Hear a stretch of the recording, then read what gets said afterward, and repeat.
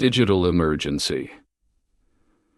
Nietzsche says enough before it's too late. We live in a state of digital emergency, although most don't recognize it. We are immersed in a whirlwind of constant stimuli, a cacophony of notifications, alerts, and demands for attention that assault us from the moment we open our eyes until the instant we, exhausted, close them at night. Look around you, if you can divert your gaze from your own screens for a second, and observe the silent epidemic that consumes us. Faces absorbed in the blue light of devices, fingers compulsively swiping across the glass, eyes lost in virtual universes that promise connection, but, in reality, isolate and fragment us. We have woven a digital web so dense and omnipresent that we no longer distinguish where our physical reality ends and where the virtual simulation begins. We were promised an era of unprecedented information and freedom, but are we not, instead, building an invisible prison for our own minds? Stop for a moment and do a brutally honest exercise. Think about your day today. Just the last few hours. How many times have you felt that pang of anxiety that compels you to unlock your phone, to check if there is something new, something important, something you can't miss? 50? 100? Has the count already been lost in the whirlwind of hyperconnection? Statistics, cold and ruthless, reveal an uncomfortable truth. On average, we check our phones more than 150 times a day. Some, even more alarming studies, raise that figure to almost 300 daily interactions. This is no longer a habit, it's a collective nervous tic, a compulsion that defines our era, an addiction that, like all addictions, promises us instant pleasure but silently steals something infinitely more valuable. The question we must ask ourselves, urgently and honestly, is, what are we feeding with this digital obsession? What essential part of our humanity are we giving up in exchange for these fleeting shots of virtual dopamine?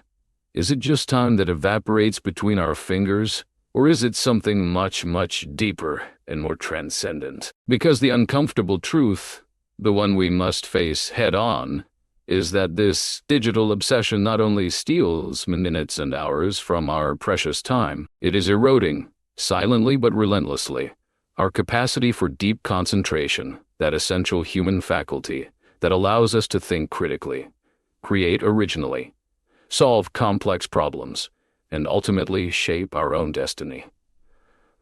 It is atrophying our ability for contemplation, for paused reflection, to connect with our inner world, that intimate and silent space where our creativity, our intuition, and our deepest wisdom reside. And, most alarmingly of all, it is undermining our own humanity, our ability to experience life in its fullness, to connect authentically with other human beings, to marvel at the beauty of the world around us, to find transcendent meaning in our fleeting existence.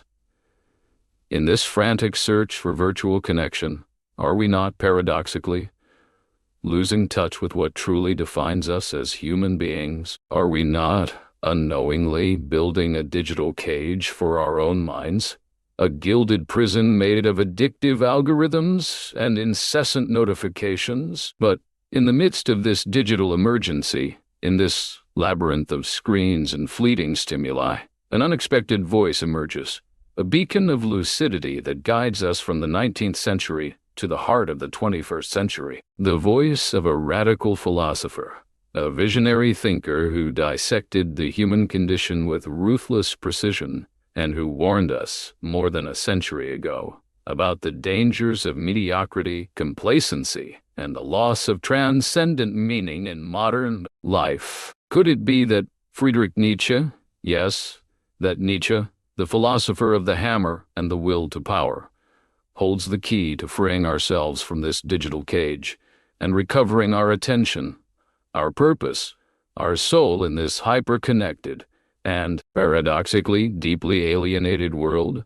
To unravel Nietzsche's surprising relevance in this digital jungle, we must delve into one of his most controversial, most fascinating, and often most misunderstood concepts, the Übermensch. Let's forget about simplistic caricatures, about images of blonde supermen with steel muscles. The Übermensch has nothing to do with superpowers or flying capes. The Übermensch, or Overman, is something infinitely more profound, radical, and transformative. It is in essence the culmination of human potential, the ultimate realization of our latent capacities. It is the individual who dares to overcome himself, to transcend his own limitations, to break the invisible chains that bind him to mediocrity and conformity. Nietzsche, a free and rebellious spirit who lived in an era of profound social, intellectual, and spiritual changes, glimpsed humanity on the edge of an existential precipice. Traditional values, old certainties, religious beliefs that had sustained the West for centuries were crumbling before the relentless advance of modernity, science, and nihilism. And in that void, in that crisis of meaning that defined his time, Nietzsche perceived an immense danger, an existential threat of cosmic proportions, but also a unique and liberating opportunity. The danger was precisely the arrival of the last man. The last man, the antithesis of everything Nietzsche venerated, the very negation of human potential, a domesticated, conformist, hedonistic being who only aspires to material comfort, to predictable security, to the absence of pain and suffering. He avoids risk like the plague, flees uncertainty like darkness, contents himself with the mediocre, the trivial, the superficial. His happiness, Nietzsche warns us with biting irony, is a cheap, ephemeral, empty happiness based on the approval of the herd, on public opinion, on gregarious consensus. Does this description begin to sound familiar? Reflect for a moment. Endless scrolling on social media, addiction to notifications that constantly interrupt our attention, the morbid obsession with accumulating likes and virtual validation, the incessant search for easy entertainment and instant gratification. Nietzsche saw this decadence coming. He warned us about the danger of becoming an amorphous mass, a digital herd shepherded by addictive algorithms and viral trends. We have discovered happiness, say the last men, and blink. Nietzsche thus spoke Zarathustra. Here, the voice should take on a tone of sarcasm and irony, with dramatic and slightly unsettling background music. But Nietzsche, fortunately, did not limit himself to diagnosing the disease. He also offered us the cure, the antidote to the spiritual poison that threatens to paralyze our will and numb our consciences. The Übermensch, the individual who rebels against the prevailing mediocrity, who refuses to accept the passive destiny of the last man, who challenges imposed social norms, who questions established values, who forges his own paths, who creates his own values, who embraces difficulty, pain, and suffering as fuel for growth, who is guided by his will to power. But let's not misunderstand this crucial concept. Nietzschean will to power is not a craving for domination over others. It is not a drive for tyranny or control. It is, in its deepest essence, the inner force that drives us to overcome ourselves, to constantly transform ourselves, to become something greater, stronger, more authentic, more fulfilled than we ever thought possible. It is the vital energy that pushes us to unfold our full human potential, to realize our uniqueness, to leave an indelible mark on the world. The Übermensch, therefore, is not an ethereal and unattainable ideal, reserved for an elite of geniuses or gifted individuals. It is first and foremost a path, a direction, a constant invitation to self-improvement. It is the call to wake up from the lethargy of the digital herd, to shed the invisible chains of technological addiction, to stop being mere passive consumers of cheap and empty stimuli, and to become conscious and responsible architects of our own lives, to take the reins of our attention, to recover control of our energy, to reclaim sovereignty over our own being.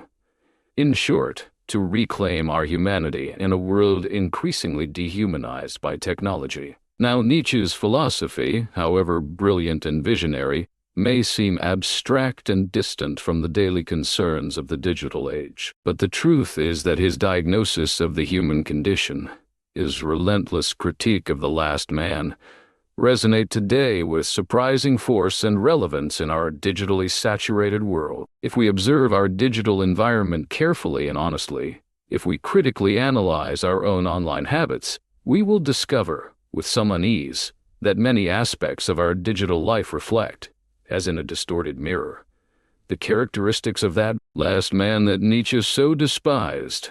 The similarity, in many cases, is simply chilling. Let's stop to analyze some concrete examples of how the current digital crisis surprisingly embodies Nietzsche's prophecy of the last man, the infinite scroll, the addictive search for mental comfort. The last man, remember, seeks comfort above all else, flees effort, challenge, discomfort. And what is the infinite scroll of social media, news feeds, video platforms, if not an incessant and addictive search for easy stimuli, for small doses of instant pleasure, for immediate gratification that numbs our minds and evades the existential boredom, the inner emptiness that we so fear to face? We scroll and scroll endlessly, consuming content after content, looking for something to fill us, to satisfy us.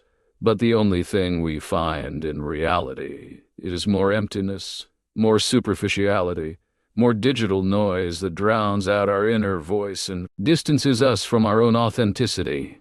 It is the digital last man in its purest form, blinking happily at his screen, lost in a sea of triviality, believing he has found happiness in perpetual distraction. The addiction to likes, the slavery of external validation. The last man, Nietzsche told us, desperately needs the approval of the herd, the pat on the back from the group, the constant validation of the masses to feel accepted, to confirm his precarious self-esteem. And social media, with its architecture designed for addiction and social comparison, is built precisely to exploit this deep human need for external validation. Likes, follows, comments, fleeting reactions. We become slaves of digital dopamine. Our self-esteem is measured in empty numbers, in the fleeting opinion of strangers we will never meet in the real world. We become beggars of virtual attention, craving the approval of an anonymous audience that deep down matters very little to us. The Übermensch, on the other hand, seeks self-approval, internal validation, congruence with his own values and principles. He validates himself through his actions, his creation, his authenticity, his fidelity to his own path. He does not need mass approval, the digital like, to know that he is worthwhile, that his existence has meaning. Information overload, the fragmentation of attention, and the atrophy of deep thinking. The last man, in his search for comfort and security, instinctively flees from complexity, from intellectual effort, from mental challenge. He prefers simplicity, the digested, the easily understandable, that which does not require a deep reflective effort. But we live, ironically, in the age of information overload, in a constant deluge of data, news, opinions, memes, viral videos, notifications, a relentless torrent that fragments our attention, disperses our mental energy, atrophies our capacity for sustained concentration, and prevents us from immersing ourselves in deep thinking. Our mind becomes a slippery surface, unable to retain anything meaningful, jumping from one fleeting stimulus to another, with no time for paused reflection,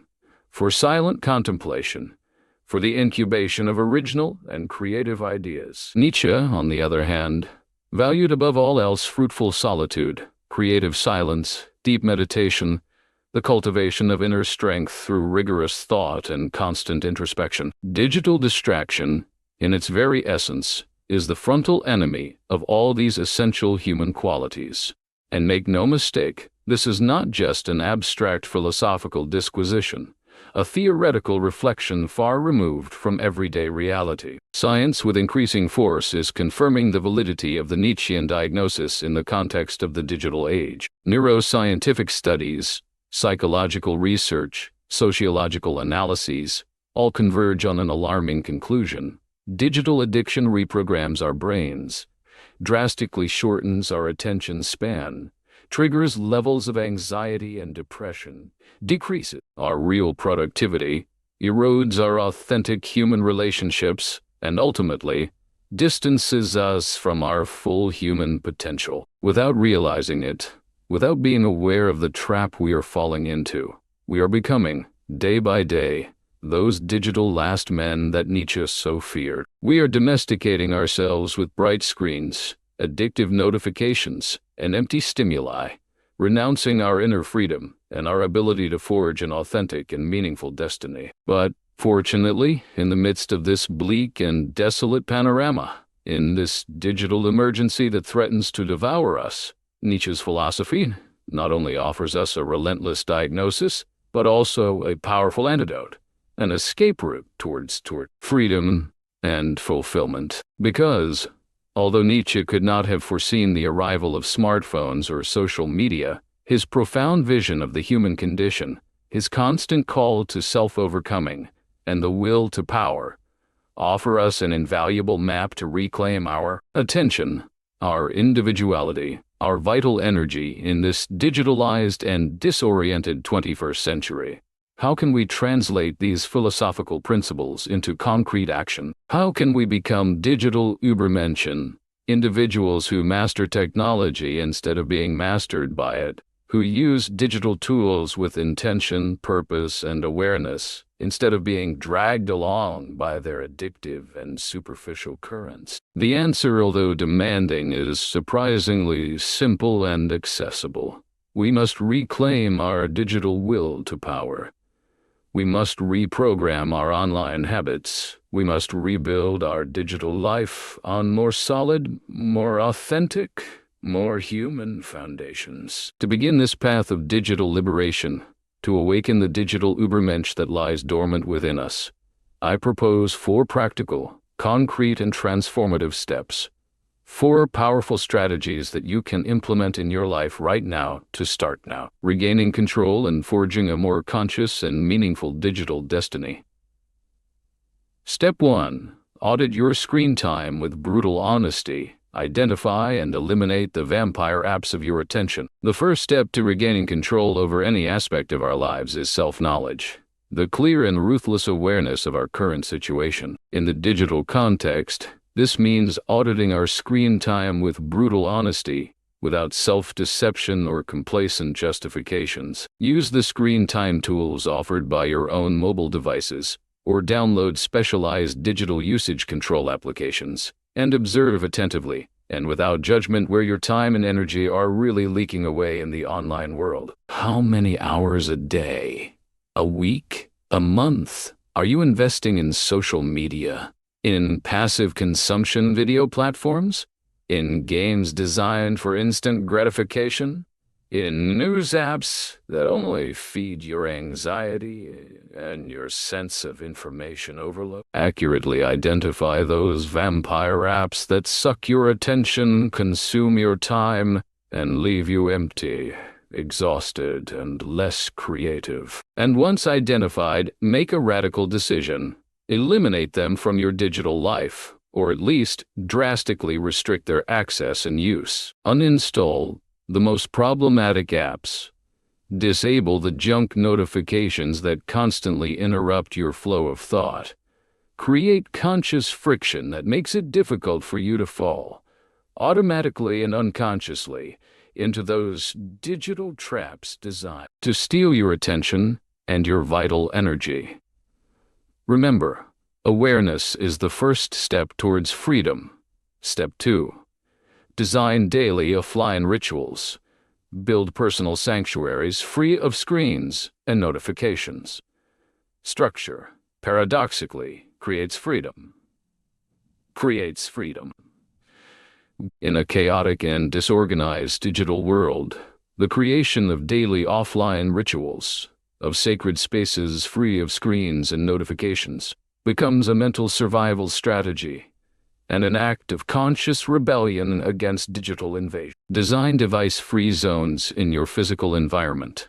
Your bedroom, to guarantee restful sleep and a peaceful awakening. The table where you share meals with your loved ones, to foster authentic human connection and deep conversation. Your deep conversation. Workspace, during hours dedicated to concentration and creation, to protect your attention and productivity. Establish inviolable offline schedules in your daily routine.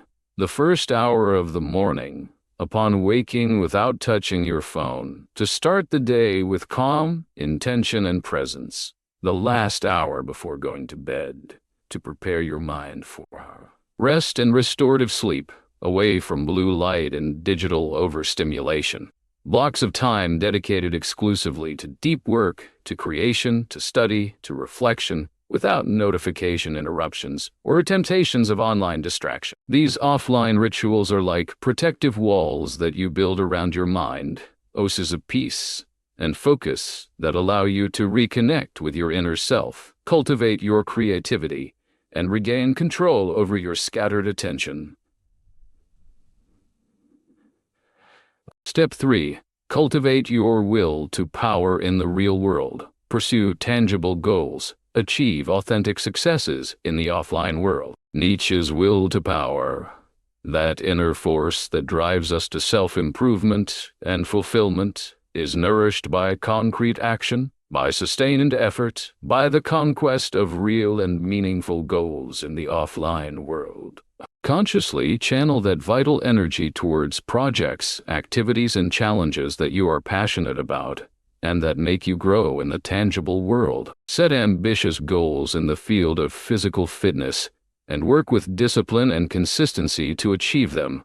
Improve your physical condition, practice outdoor sports, cultivate healthy eating habits, take care of your body as a temple. Develop new skills and knowledge in areas that deeply interest you. Learn a new language, master a musical instrument, enroll in online or in-person courses, read books that intellectually challenge you. Explore artistic disciplines that allow you to express your creativity. Dedicate yourself to hobbies and pastimes that fill you with joy and personal satisfaction. Gardening, cooking, painting, creative writing, collecting, volunteering, outdoor activities, board games. Cultivate authentic and deep human relationships with your loved ones. Spend quality time with your family and friends. Have meaningful face-to-face conversations. Build solid and lasting emotional bonds. These tangible, real, concrete, offline achievements build solid and genuine self-esteem, a sense of vital purpose much deeper and more satisfying than any virtual like or comment. They strengthen your inner will, making you less vulnerable to the temptation of digital distraction and allowing you to experience the fullness of a rich, meaningful, and authentic life. Step 4. Practice digital eternal return. Ask yourself every day, would I want to relive this digital day exactly like this for all eternity? Nietzsche's concept of eternal return, that radically honest thought experiment that invites us to confront the fleetingness of existence and the responsibility of our choices, acquires a new and urgent relevance in the digital age. Imagine for a moment that you had to relive this digital day with every minute, every interaction, every scroll, every notification, exactly as you are living it at this very moment, again and again, for all eternity. Would you feel proud of how you are using your online time? Of what kind of content are you consuming? Of what value are you creating in the digital world? Would you be satisfied with the digital footprint you are leaving in the virtual universe? Do this exercise of deep reflection every day at the end of the day, or even several times a day, when you feel the temptation to let yourself be dragged along by the inertia of digital distraction. Ask yourself with brutal sincerity, would I want to relive this digital day eternally? This simple question, formulated with honesty and courage, has the power to radically transform your perspective on the use of technology, to awaken your digital consciousness, to force you to confront the consequences of your online choices, to drive you to live more intentionally, more consciously, more responsibly, more authentically in the digital world. It will allow you to prioritize what really matters, resist the temptation to waste your time and vital energy on online trivialities, and forge a digital destiny more in line with your values, your purposes, and your yearning for human fulfillment. In this digital crossroads that defines our time, in this silent emergency that threatens to devour us, Nietzsche's philosophy is not just a relic of the past, but an invaluable compass to guide us towards the future. Nietzsche, with his visionary genius, did not predict the arrival of smartphones or social media, but he understood the human condition like no other, the fragility of our attention, the vulnerability of our will, the danger of complacency, threat of mediocrity, the urgency of finding transcendent meaning in an increasingly disenchanted world. And above all, he challenged us to go beyond our limitations, to constantly overcome ourselves, to create our own values, to forge our own path, to become something greater, stronger, more authentic, more fulfilled.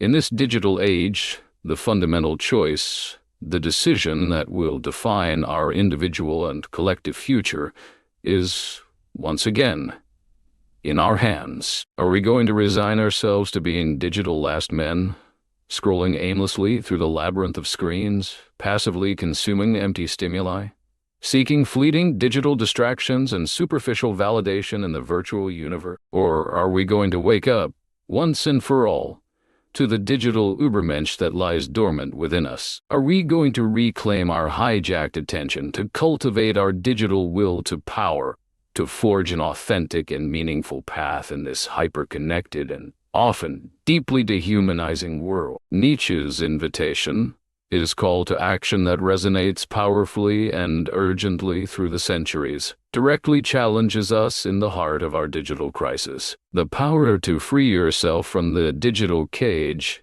to reclaim your focus, to create an online life with purpose, meaning, and authenticity, is within each of us.